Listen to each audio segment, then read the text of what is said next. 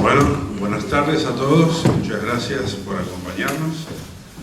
Para nosotros este es un acto muy importante, que es la incorporación de un nuevo miembro de la Academia Nacional de Ingeniería, así que gracias por estar en este momento. Hoy día tenemos el placer de presentar al ingeniero Darío Gómez. El currículum tiene más o menos 44 páginas, pero no se preocupe, no las vamos a recorrer, Darío. Pero es realmente muy rico, muy completo, desde el punto de vista profesional, desde el punto de vista académico, desde el punto de vista de su participación en organismos internacionales. Yo voy a tratar de resumirlo al mínimo y después Osvaldo va a explayarse un poco más sobre el mismo, pero Darío es ingeniero químico de la Universidad de Mar del Plata, realizó posgrados en Santa Fe y en el Departamento de Ingeniería Química de la Universidad de Wisconsin, Madison, en Estados Unidos. Se desempeñó en la CONEA, en las gerencias Módulo 80, en la gerencia de Ingeniería, en el proyecto de agua pesada, en la gerencia del Centro Atómico Constituyentes y finalmente en las gerencias de áreas de seguridad nuclear y ambiente, ocupando puestos de jefatura en el grupo de monitoreo ambiental. Fue consultor, docente en el Departamento de Ingeniería Química de la UBA, en el ITBA y en la Universidad de San Martín. En todos los casos llegó a profesor titular. Ha colaborado regularmente en el IPCC, que es el Panel Intergubernamental sobre Cambio Climático, uno de los, diría yo, cuerpos técnicos más importantes de los últimos 20 años, y también con la otra clave, que es CMNUCC, que es el Naciones Unidas, la Convención Marco de las Naciones Unidas para el Cambio Climático. Así que son los dos organismos que son fundamentales en los reportes que dan, digamos, bianualmente sobre la evolución de los temas referidos al cambio climático. Fue también revisor, líder de 19 inventarios de gases de efecto invernadero en distintos países, coautor de informes anuales de revisión y formador y preparador de revisores técnicos, y como consultor ha trabajado en el aseguramiento de la calidad de los inventarios de efecto invernadero. Estos inventarios se hacen país por país en el mundo, y ha publicado numerosos artículos en revistas con referatos de pares y capítulos sobre libros sobre su especialidad.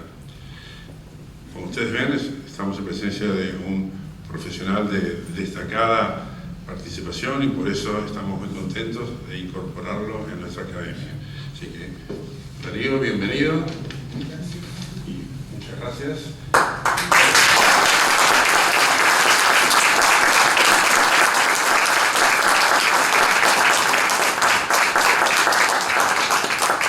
Y formalmente tenemos el diploma y la medalla, y es el reconocimiento de tu participación ahora en la Academia de Ingeniería. Muchas gracias.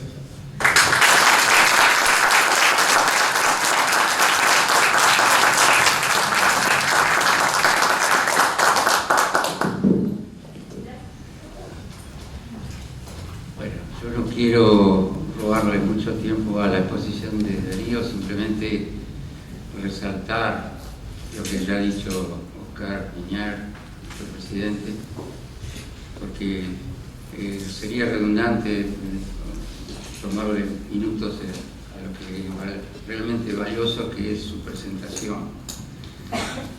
Pero yo creo que, digamos, así, ya de sus comienzos, yo creo que Darío ha mostrado una inclinación muy prístina, muy saludable por los temas ambientales, la evolución de ingeniero químico, después ha incorporado a la CONEA en distintos niveles durante muchos años, ¿no es cierto? Y en todos los lugares, en todos los grupos dentro de la CONEA ha ido ascendiendo a tener cargos gerenciales y siempre vinculado a los temas de manejo ambiental.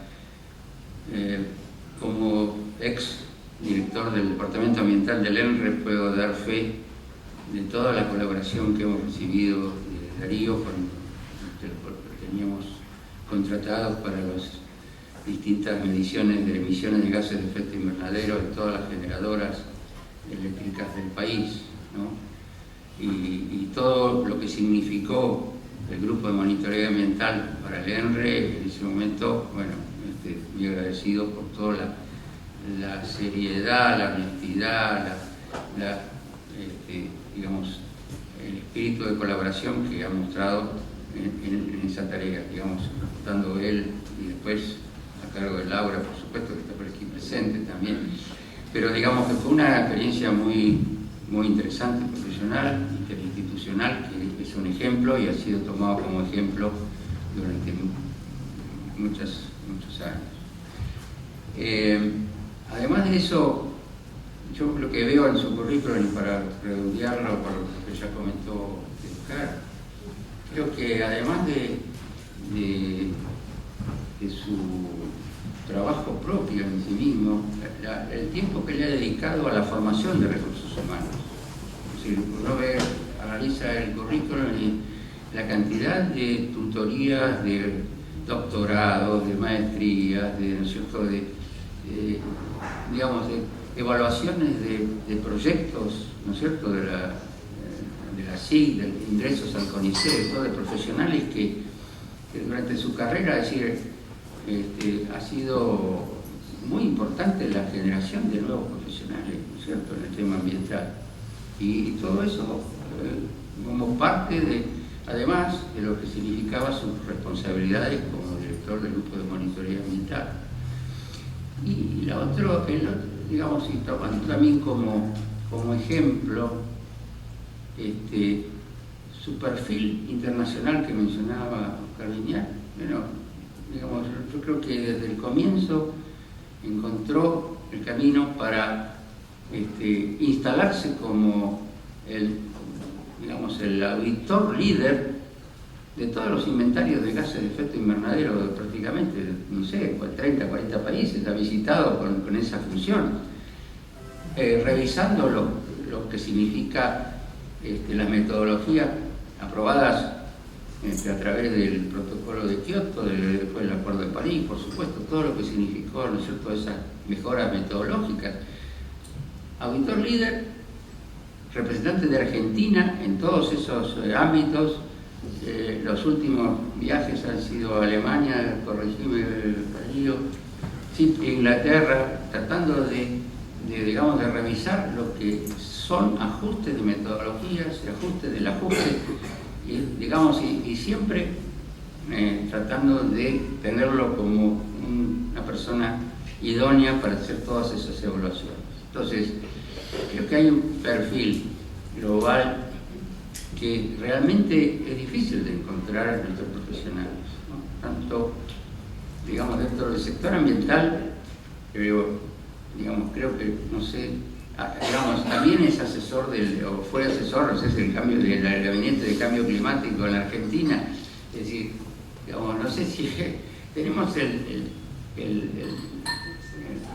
gran grato, sí, no, el grato, la gratitud de tenerlo con nosotros. Es decir, no sé cuántos profesionales podemos decir que han tenido una evolución tan favorable y además, digamos, el reconocimiento de un ser humano admirable, interesante y bueno, que le hace muy bien al país. Yo creo que con eso resumo un poco todo lo que siento por la vida.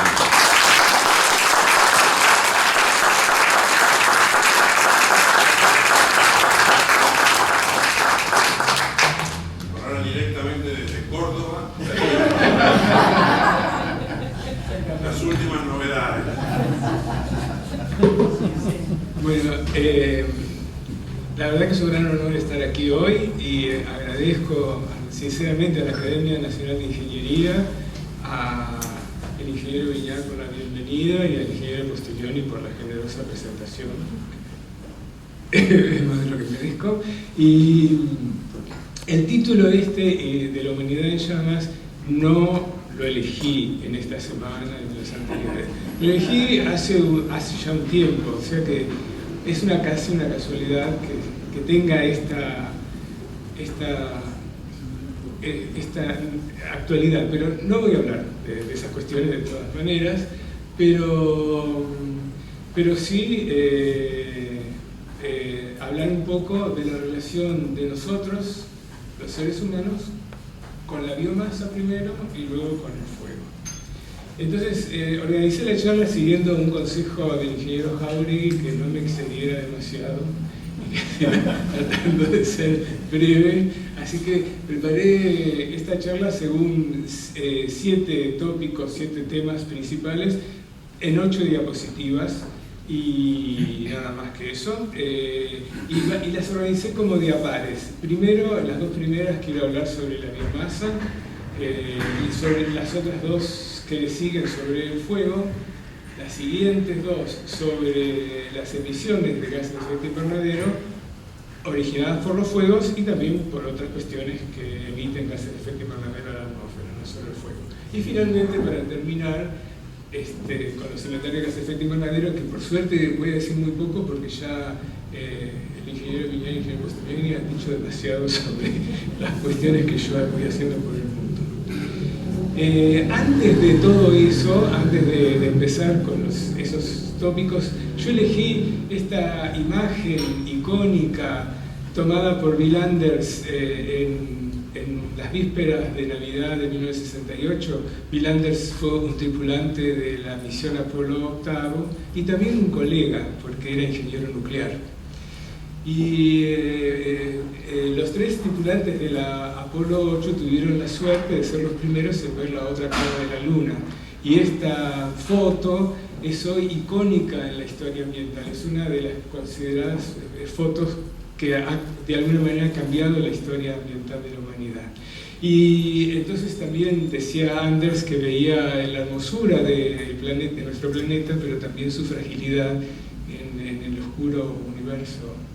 Entonces ahí estamos nosotros con esa foto, por eso quise mostrarla. Y también decir estas palabras de Stefano Mancuso, que es un botánico italiano muy conocido, es un divulgador del reino vegetal muy reconocido, y mirando esta foto, en uno de sus libros, él dijo esta frase: un planeta verde por la vegetación, blanco por las nubes y azul por el agua. Estos 3 colores, que son la seña de identidad de la Tierra, no existirían de no ser por las plantas. Ellas son las que hacen que nuestro planeta sea tal como lo conocemos. Sin el reino botánico no habría oxígeno, ni atmósfera, ni alimentos. Entonces Mancuso pone el énfasis en la importancia que es la vida como la conocemos en la Tierra, no sería si no estuvieran las plantas. Sobre nuestro planeta y las plantas, entonces pasamos a esta, que así empieza la charla, es una de las primeras de las 8, y cuál es la relación entre las plantas y nosotros. Y este gráfico colorido lo tomé de un trabajo relativamente reciente que muestra la distribución de la biomasa de los seres vivos en el mundo, en la Tierra, y está medida en millones de toneladas de carbono. Es importante, la verdad, obviamente que este trabajo está bastante fuera de mi campo de experticia, pero sí me quise ponerlo porque está expresado nuestro peso, nuestra masa, en toneladas de carbono, que es un elemento fundamental, no solo para estudiar la biodiversidad, los ecosistemas, sino también para saber cuánto secuestramos los seres vivos de carbono, y que ese secuestro de carbono es ahora un punto crucial de la lucha o de la mitigación del cambio climático. Resulta interesante mirar que nosotros, los seres humanos, solo somos, en total, nosotros todos, somos 60 millones de toneladas contra los 450.000 millones de toneladas de las plantas. A mí me sorprendió cuando vi este dato, lo poco que somos para todo lo que hacemos. Y el trabajo está lleno de cuestiones interesantes. Yo nada más quiero recalcar, por ejemplo, que nosotros y nuestros ganados, lo que hacemos es superamos ampliamente, por ejemplo, en masa a los mamíferos salvajes. Y hay alguna cuestión que el trabajo discute y que el gráfico no muestra, es que nuestros cultivos, las plantas que hacemos crecer, son solo el 2% de las plantas totales del planeta. Es muy poquito con respecto a todo lo que la naturaleza tiene en términos de toneladas de carbono. Y una cuestión interesante también del trabajo es que no solo muestra la distribución actual de la biomasa en el mundo, sino que también infiere de alguna manera con algún modelo que hace sobre el impacto de las 60 millones de toneladas nuestras sobre toda la biomasa viva del planeta. Y una cuestión interesante es que concluye que el impacto humano en la biomasa vegetal significó desde el comienzo de la civilización humana una reducción de la biomasa vegetal del 50%. Entonces es bastante impactante ver nuestro accionar frente al mundo vegetal tan poblado de esas vegetales que de alguna manera nos mantienen con vida. Y una cuestión que nos dice el artículo, pero que yo miro, es que esos 450 millones de toneladas de carbono no bastan para absorber y secuestrar todo el carbono que nosotros estamos liberando ahora.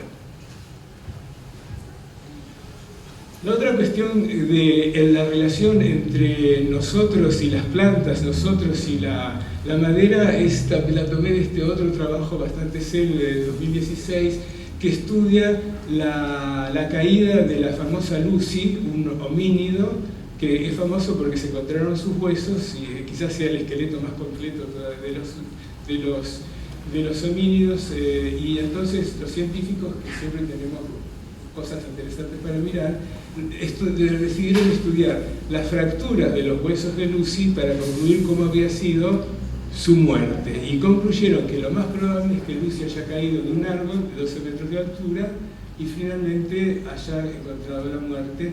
Pero la discusión es como que los homínidos, Lucy, que ya estaba erguida, todavía vivía en las copas de los árboles, todavía vivía en los arbustos, y entonces esa relación de los árboles y las plantas que nos permitieron la evolución. Hay otro libro interesante de Roland Ennos, un botánico inglés, que él llamó a su libro La Edad de la Madera, porque justamente una de las cosas que él dice es que en esa conceptualización de las edades de la prehistoria, de la piedra y de los metales, los conceptualizadores, el dinamarqués y todos los británicos que siguieron, se olvidaron de la edad de la madera, la pasaron por alto. Porque sin madera no hubiera habido casi edad de piedra, donde iba a estar el mango de las hachas, y seguramente sin madera no hubiera habido metales, porque no solo por el fuego y por las temperaturas que lograron alcanzar para fundir los metales, sino también para usar el carbono para pasar de mineral de hierro a hierro metálico, que es una tecnología que todavía siguen haciendo en la industria del hierro y el acero, usar el carbono para pasar a hierro metálico. Entonces, esas dos cuestiones, la importancia de la biomasa vegetal en nuestro mundo, lo que aporta, y esa cuestión de relativa subestimación del rol de la madera y las plantas, es algo interesante de lo que no vemos, ¿no? Todos miran a los animales y pocos miran a ese aporte que tienen las plantas. En este aspecto yo quisiera llamar la atención sobre una cuestión muy en boga, sobre todo en el cambio climático ahora y sobre todo en la parte ambiental, que son las soluciones basadas en la naturaleza. ¿En qué naturaleza estamos basando las soluciones? ¿Cuáles son esas soluciones que verdaderamente no son una ecoimpostura? ¿Cuándo son esas soluciones que aparentemente son verdes, pero que verdaderamente no resuelven el problema ambiental? Entonces, por eso quise reflexionar un poco sobre el rol de las plantas, la madera, etc. Y eso está íntimamente vinculado con el fuego, y el fuego es una presencia en la Tierra desde hace millones de años, pero somos los seres humanos los únicos seres vivos que de alguna manera aprendimos a controlarlo o creemos que lo controlamos. Y bueno, y en este gráfico, que también me afané de otro trabajo, muestra un poco el fuego natural y la evolución del fuego así llamado antropogénico. Primero, el fuego evidentemente fue un fuego de oportunidad. Había tormentas, se incendiaban los bosques, la madera, etc. Y nuestros antecesores aprovecharon para usar ese fuego porque vieron que, por ejemplo, los animales cocidos eran mucho más interesantes que los animales crudos. Y otras cuestiones del cambio de la vida, etc.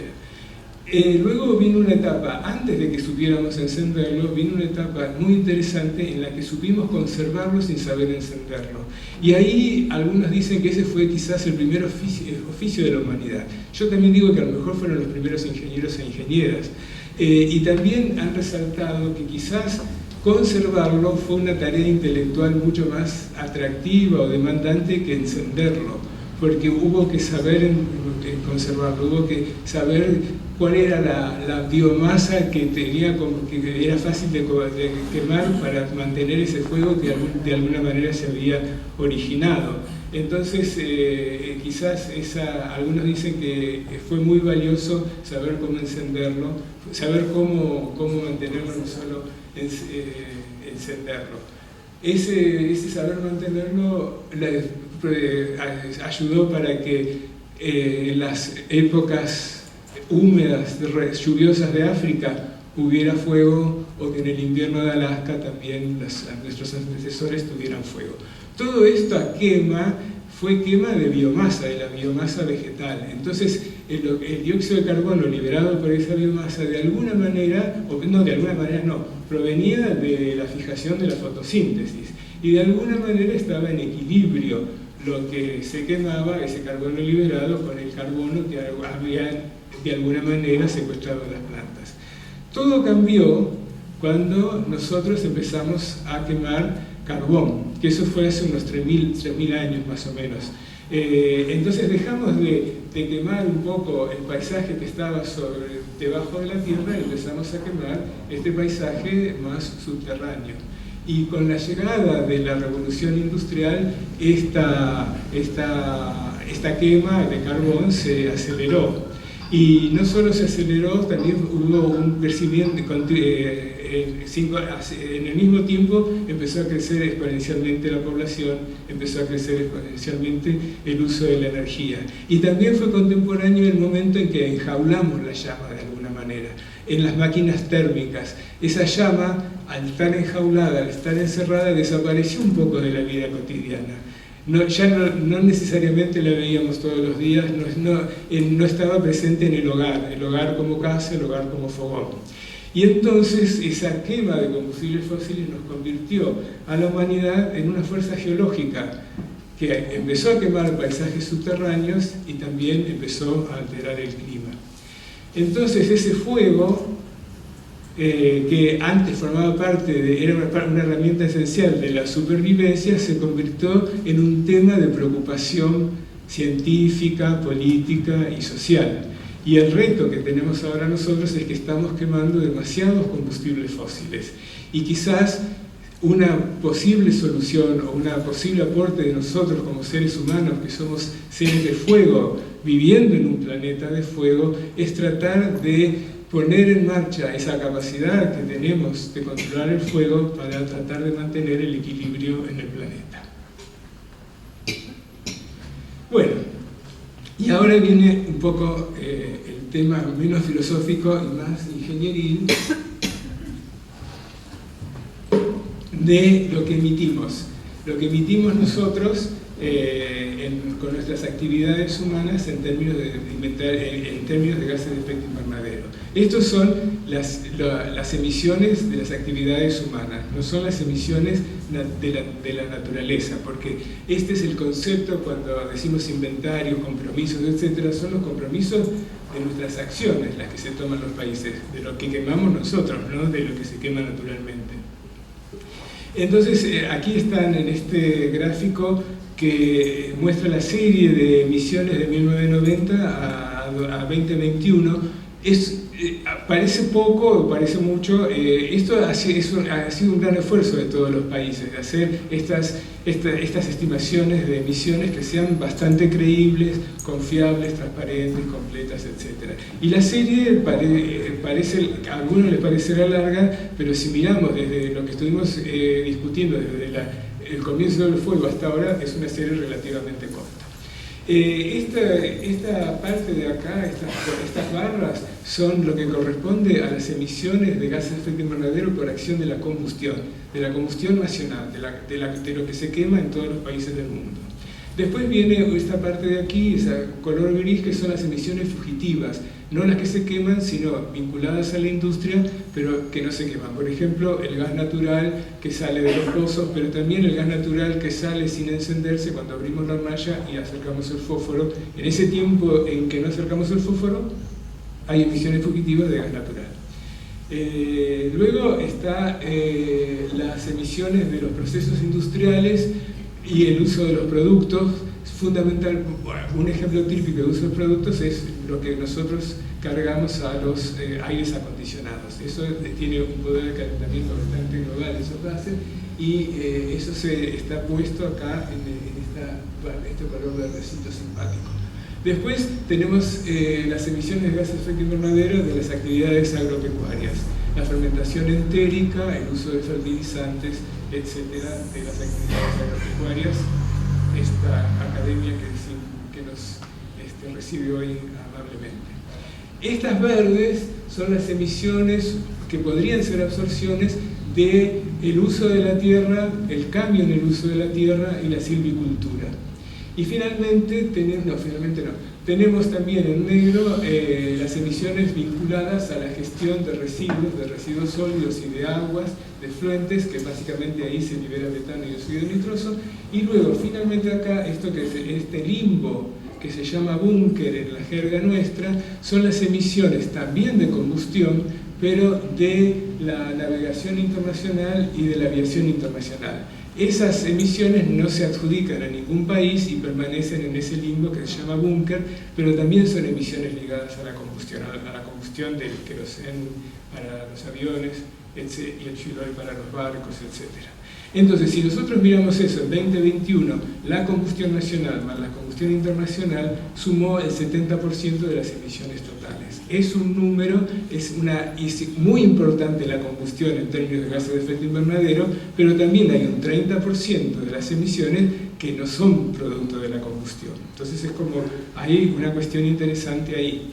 También es interesante la evolución. Desde 1990 a 2021 las emisiones crecieron un 51%. El sector que más creció es el de procesos industriales, que creció más del 200%, y seguramente eso es por el tema del uso de los gases fluorados en la refrigeración, etc. Y el sector que disminuyó es el sector de cambio en el uso de la tierra, que disminuyeron las emisiones. Pero acá hay una preocupación que quizás ustedes no vean, pero que este sector, el de cambio en el uso de la tierra, es el único que puede absorber las emisiones de dióxido de carbono, porque ahí están las plantas, ahí están los bosques, los pastizales, etc. Y ese sector globalmente no es un absorbedor, no remueve dióxido de carbono, sino que lo emite, ¿no? Hay partes para diferentes países donde ese dióxido de carbono es absorbido por los bosques manejados, etc. Pero globalmente las emisiones de ese sector son mayores que las absorciones hoy en día, ¿no? Entonces ese es otro motivo de preocupación. Si miramos que nuestros cultivos son el 2% de las plantas totales, si miramos que esas plantas que tenemos en esa biomasa no alcanzan a absorber el dióxido de carbono, y si vemos que en todos los países el sector de cambio de uso de la tierra no es un absorbedor neto, sino un removedor de dióxido de carbono, sino un emisor neto, ¿qué vamos a hacer con soluciones basadas en la naturaleza? Bueno, aquí tenemos un futuro que yo imaginé que es puramente utópico y además es ideal y no es cierto para nada. Simplemente tomé esta disminución para graficar un poco por dónde anda el diálogo de la humanidad y los compromisos que los diferentes países están asumiendo. Hay 2 años clave, por eso si ustedes miran esto es comprimido lo que mostré antes, y esto es en la misma escala de tiempo el futuro, que no va a suceder como tal, pero lo hice así a propósito para señalar algunas cosas. Esto serían las emisiones hasta 2030, y yo supuse que la humanidad iba a reducir un 17% las emisiones con respecto al año 2000. El 17% no es arbitrario, es lo que redujeron los países que tenían compromiso para el protocolo de Kioto en el periodo de cumplimiento del protocolo de Kioto 2008-2013. Dentro de todos los países que tuvieron compromiso de reducción, redujeron un 17%.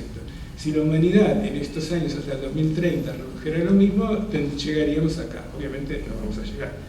Pero, y después, la otra cuestión es el 2050, donde países, ciudades, empresas, etcétera, han enunciado estos compromisos de emisiones netas a 2050, de emisiones cero a 2050. Entonces yo dije, bueno, entonces reducimos primero 17%, llegamos acá, y después, para llegar a las emisiones cero, llegamos acá. Entonces tracé dos líneas rectas, sac, sac. Bueno, si uno mira la pendiente de esa curva, es impresionante, es como que ya tenemos la certeza de que no lo vamos a lograr. Más aún, muchos países hablan, entre ellos la China, en que las emisiones subirían, acá sería un máximo, y después bajaría. Entonces la pendiente de bajada aún sería mayor. Ahí, de alguna manera, vemos la dificultad de estos compromisos que estamos tomando. Por otro lado, en realidad no se habla de emisiones cero, sino que se habla de emisiones cero netas. De manera tal que sí se reconoce que no vamos a poder llegar a emitir, no emitir nada, sino que vamos a emitir algo para 2050. Ese emitir algo para 2050 significa que vamos a tener que absorber lo mismo para que las emisiones menos las absorciones sean cero. Entonces aquí a lo mejor la curva real será que sube, después que baja, llega hasta acá, pero de alguna manera tenemos que remover dióxido de carbono de la atmósfera para que eso que yo estoy emitiendo se compense con lo que estoy absorbiendo. Es una gran dificultad, como vimos recién. Obviamente que muchas soluciones son incrementar la masa de bosques, hacer una mejor gestión de bosques, la agroforestería, aumentar el carbono en los humedales, etc. Pero eso ya se sabe que no va a alcanzar, y la ingeniería en nuestro campo está tratando de mirar otras soluciones, como directamente, por ejemplo, remover dióxido de carbono del aire, a carbonatar el dióxido de carbono que sea absorbido por los cementos, el hormigón, etc., quemar biomasa y capturar ese dióxido de carbono y almacenarlo en recintos geológicos, etc. Pero la batalla que nos espera es ardua y compleja, pero también es muy ambiciosa, porque si uno mira desde los millones de años que estamos quemando y el rol de la combustión y el propósito en realidad relativamente corto de lo que nos estamos proponiendo, porque quizás no necesitemos reducir las emisiones, entonces es un desafío muy importante para la humanidad. Algunos se dan cuenta y otros no se dan cuenta. No todos tienen por qué percibir, como una vez nos dijo un guía peruano. Bueno, esta es la última de la serie de 7, y entonces llegamos a lo que yo he hecho durante estos años con respecto a los inventarios de emisiones. Como le dijo Oscar Viñar, hay dos instituciones importantes de Naciones Unidas en este tema. Una es el IPCC, el Panel Intergubernamental sobre el Cambio Climático, con su sede en Ginebra, y la otra es la Convención Marco de las Naciones Unidas sobre el Cambio Climático, con su sede en Bonn. El IPCC básicamente en el tema de los inventarios, porque después el IPCC hace otras cosas, como los celebérrimos informes, de que aticen lo que nos espera, lo que hay que mitigar, etc. Pero en el tema de inventarios, el IPCC organiza y crea y desarrolla las metodologías para la evaluación de inventarios de gases de efecto invernadero, para la compilación, para el desarrollo de inventarios de gases de efecto invernadero. Y esas metodologías muchas veces las adopta la Convención Marco formalmente y otras veces las adopta informalmente, porque son negociaciones de Naciones Unidas donde a veces todos los países no están de acuerdo y a veces no siempre se adoptan, las naciones han adoptado las metodologías del IPCC. Y después tenemos acá a los compiladores de inventarios, son los mayormente colegas, ingenieros y físicos y también de las ciencias naturales que desarrollan los inventarios de gases de efecto invernadero y que deben usar las metodologías del IPCC, no solo las aprobadas por la Convención Marco, sino que muchas veces usan las metodologías del IPCC porque son buenas y les facilitan la vida. La Convención Marco hace decisiones obligatorias para los países. Una de esas decisiones son la presentación periódica de los inventarios de gases de efecto invernadero a la Convención Marco, y otra es la revisión experta de los inventarios de gases de efecto invernadero, que asegura la transparencia, la completitud, es una palabra completitud, no le gusta a las traductoras, la exhaustividad, la comparabilidad, la coherencia y la precisión de las estimaciones que los países hacen a la Convención. Yo tuve la suerte en el siglo pasado de participar en la compilación de los 2 primeros inventarios que la Argentina presentó a la Convención Marco. Después ya hacer los inventarios es una tarea muy meritoria y no muy sana. Entonces huimos de ahí, cada tanto volvemos, pero la verdad hay que hacer un reconocimiento para nuestros colegas que hacen los inventarios. Como esta es la Academia de Ingeniería, yo siempre defiendo que esta actividad es una actividad netamente ingenieril y que los ingenieros no debiéramos dejar que demasiados otros saberes se apropien de ella, porque básicamente es como una tarea de hacer un proyecto en un tiempo determinado, dar estimaciones lo más precisas posible sobre una base científica, pero también con incertidumbre. Es una tarea bárbara para los ingenieros, es la tarea ingeniería.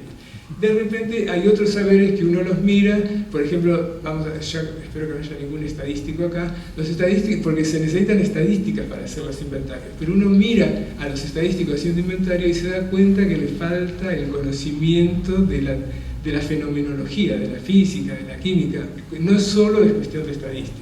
Entonces yo siempre defiendo esto, que esta es una actividad para los ingenieros y las ingenieras, que podemos invitar a colegas físicos, químicos, biólogos, pero no mucho más.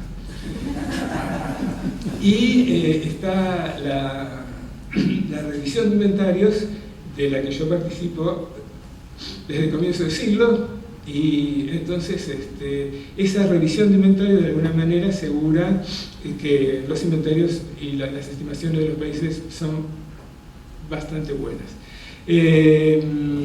Más o menos somos unos 500 revisores en el mundo, de más o menos de 100 países, que hacemos estos trabajos. Yo puse esta foto, que fue en febrero de este año, donde revisamos con los queridos colegas el cierre del protocolo de Kioto de 12 de los 34 países que tenían compromiso de revisión de inventarios. Todos cumplieron y ahí estamos relajados y contentos porque es el último día, y la tarea más difícil fue sacarnos esa foto porque los varones estábamos en Bonn y las colegas mujeres, Daniela estaba en Italia, en Roma, y Ana estaba en Moscú porque no habían podido ir a Bonn. Johnny de Sudáfrica y Javier. Bueno, para terminar y empezar con los agradecimientos que no agradecí, elegí este poema de la poeta argentina Diana Velesi, un fragmento, porque yo quise hacer un agradecimiento tipo cinematográfico, ¿no? Que los nombres de los que querían agradecer empezaron a subir, que nadie los pudiera leer, que no se pudieran encontrar pero que estuvieran todos. Y realmente ese poema se llama Martin Eden, que es sobre el antihéroe de Jack London, el prototípico héroe individual o antihéroe individualista que pensaba firmemente que el destino propio era el destino que él se forjaba. Y Diana lo opone a su formación, de la que los libros y los otros la ayudaron a formarse.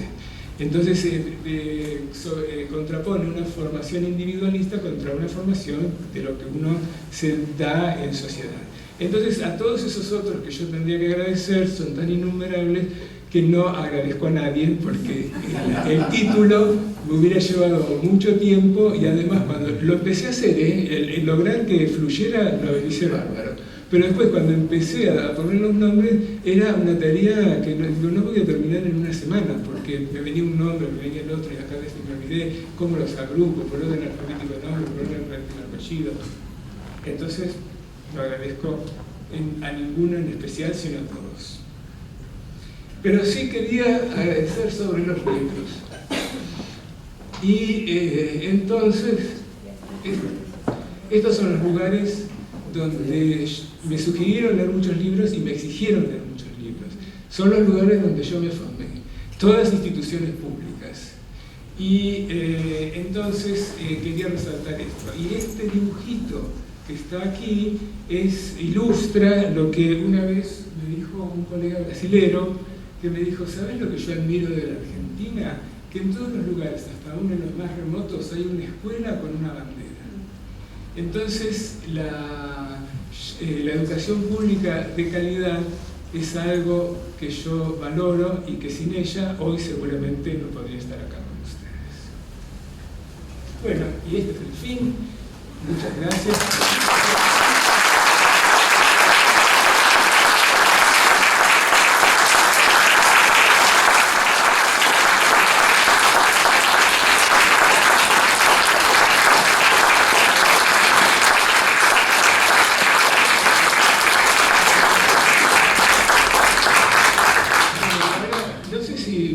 ¿La audiencia puede hacer preguntas o no? Sí, si quieren, bueno, si quieren preguntas o alguna queja. Tenemos un brindis que fue una idea de mi mujer, que no podíamos irnos de acá, salir de acá a pico seco, así que podemos ir pasando al otro salón donde podemos brindar y celebrar. Podemos imprimirte durante el corte. También. Así que muchas gracias a todos.